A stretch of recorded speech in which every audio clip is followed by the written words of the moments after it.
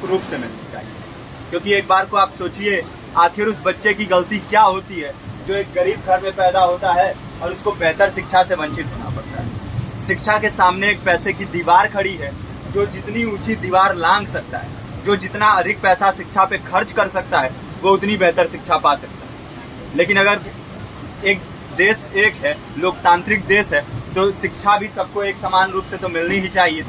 आज परिस्थिति ये है कि एक तरफ तो प्राइवेट स्कूल हैं जो लूट के अड्डे बने हुए हैं, वहाँ पे आप एडमिशन कराने जाएंगे तो सिर्फ एडमिशन के नाम पे ही आपको 10,000 20,000 रुपये देना होगा। और कमीशन खोरी का ऐसा धंधा है कि कॉपी, किताब, टाई, बेल्ट, ड्रेस, जूता कहाँ से खरीदना है ये आप नहीं तय करेंगे वो प्राइवेट स्कूल वाले। यानी आम लोगों की मेहनत की आखिरी कौड़ी उनके जेब से वसूल लेना चाहते हैं। और दूसरी तरफ सरकारी स्कूलों में न तो पर्याप्त टीचर हैं, न पर्याप्त बिल्डिंगें हैं। 2019 का ही ये पुराना आंकड़ा है कि हर 100 में से 52 स्कूलों में या तो एक टीचर है या 2 टीचर हैं। और उन्हीं टीचरों के ऊपर जिम्मेदारी थोप दी जाती है कि जनगणना करो, मतगणना करो, पशु गणना करो, तमाम काम करवाए जाते हैं। और 19 के बाद से तब से कितने टीचर रिटायर हुए होंगे और 18 के बाद से कोई टीचर की वैकेंसी भी नहीं है। आप खुद भी सोच सकते हैं ये परिस्थिति और कितनी बिगड़ी हो। इसीलिए हम लोग ये मांग उठा रहे हैं, चाहे कोई राष्ट्रपति का बच्चा हो या किसी मजदूर का, सबको शिक्षा एक समान मिलनी चाहिए और निःशुल्क रूप से मिलनी चाहिए। प्रेमचंद ने अपने दौर में भी कहा था कि एक सभ्य समाज में ऊंची से ऊंची तालीम मुफ्त होनी चाहिए और इसका पूरा खर्च गवर्नमेंट को उठाना चाहिए, क्योंकि हमारे देश को फौज से ज़्यादा आवश्यकता तालीम की। और शिक्षा से जुड़ता हुआ ही दूसरा मुद्दा हम लोग उठा रहे हैं। दूसरा मुद्दा है रोजगार का।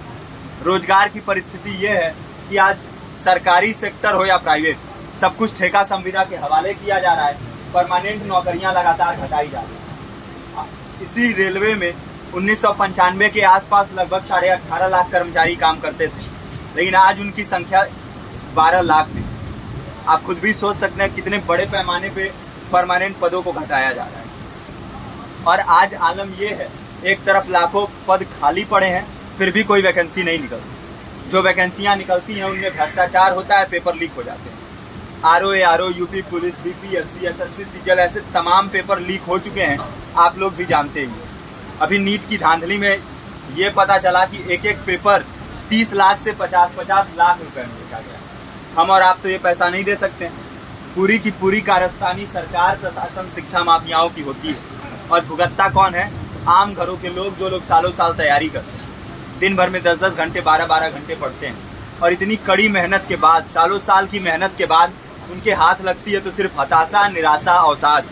बहुत से छात्र नौजवान जो इस बेबसी में, इस डिप्रेशन में नहीं जी पाते, आत्महत्या तक के कदम उठा लेते हैं। लेकिन ये देश की विडंबना है कि टीवी चैनल, अखबार, मीडिया, नेता, मंत्रियों के लिए कहीं ये कोई मुद्दा नहीं है। उनके लिए मुद्दे हैं तो जाति, धर्म, रंग, नस्ल, अगड़ा पिछड़ा।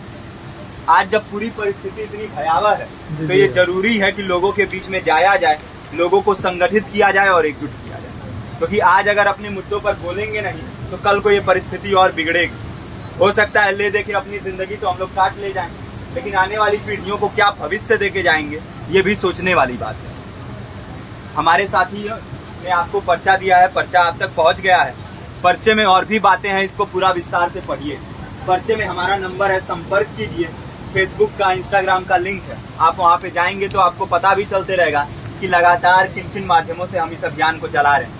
नुक्कड़ नाटक, संगीत, शिक्षा सहायता मंडल, लाइब्रेरी, तमाम माध्यमों से इस अभियान को चला रहे हैं और कोशिश कर रहे हैं कि बड़े से बड़े पैमाने पर हर जगह पे लोगों को संगठित किया जाए और एकजुट किया जाए। आपके बीच भी आए हैं आपका साथ और सहयोग दें। साथ इस रूप में कि आप भी हमारे इस कारवां और इस मुहिम से जुड़िए।